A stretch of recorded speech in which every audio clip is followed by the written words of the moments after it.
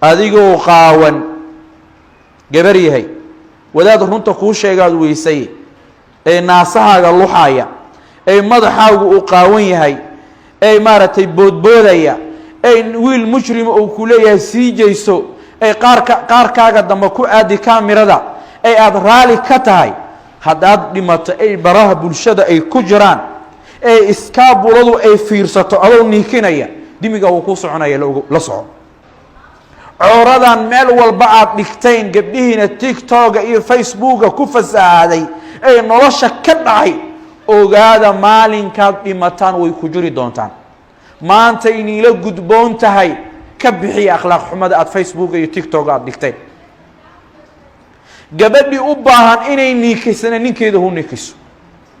wadaad maskiina wuxuu ku leeyahay shiiku niiko ka hadlay oo niikada tiktok oo taala maxaa idid anigna ka hadla sheekh maskiinyo ya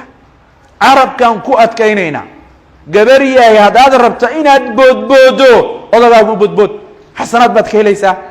raali geli asaga jannada ku galaysaa inaad social media isu soo dhigto adigoo milfo soo gashtay milfo